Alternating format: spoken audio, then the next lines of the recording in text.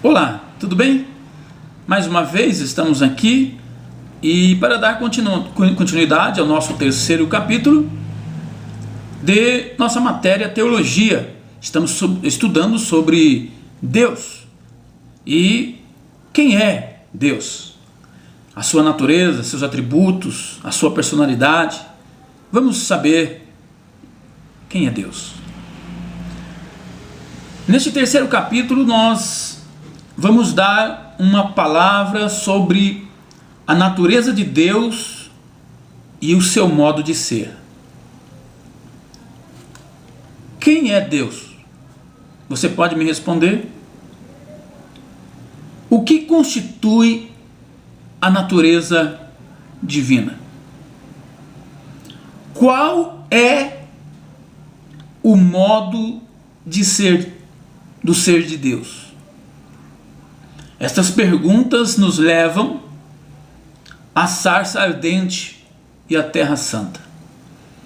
Nós devemos caminhar suavemente, andar humildemente e evitar suposições, mas podemos ir até onde a revelação divina for. Existe realmente uma natureza divina. Com a palavra natureza, indicamos as características que diferenciam um ser dos demais.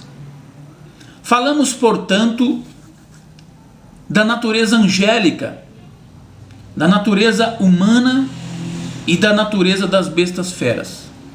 A possibilidade de falarmos da natureza de Deus foi sugerida pelo apóstolo Paulo quando ele disse que os Gálatas, antes de serem convertidos, serviam aqueles que por natureza não eram deuses.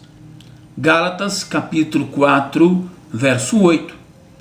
Isto claramente implica a existência de alguém que por natureza é Deus.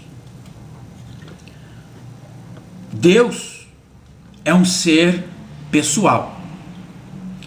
A pessoa de Deus é bem distinta do panteísmo, que diz que tudo o que é agregado é Deus. Deus é tudo e tudo é Deus.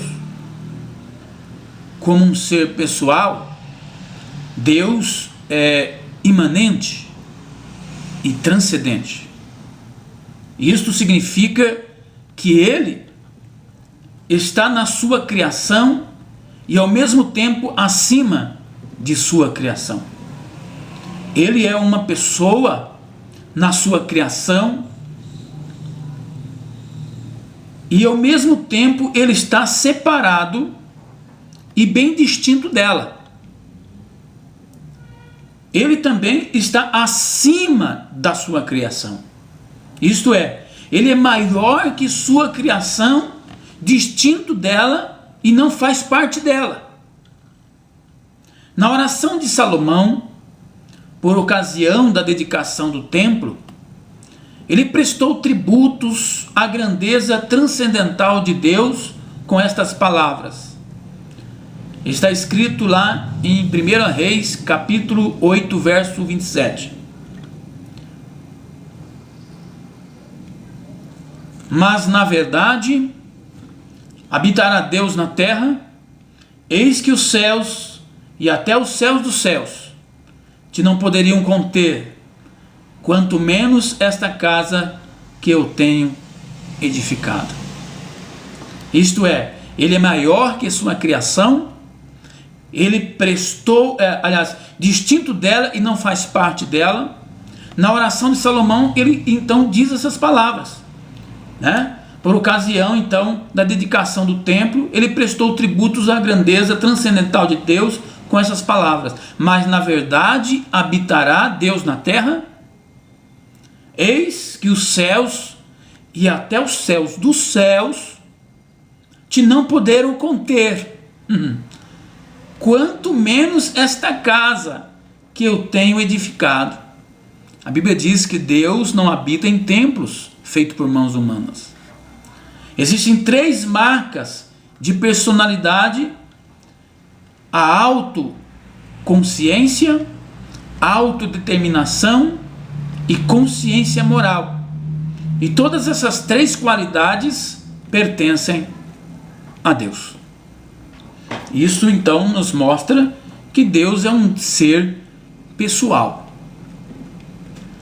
Agora, Deus é um ser também espiritual.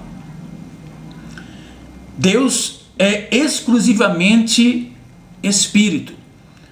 Lá no livro de João, capítulo 4, verso 24, diz que Deus é espírito e importa que os seus adoradores o adorem em espírito e em verdade. Você que nos ouve deverá reconhecer esta verdade ou terá problema para entender as 3 pessoas da Trindade. Como espírito, Deus não pode ser dividido ou composto. Como espírito, ele é invisível e intangível. Deus nunca foi visto por alguém.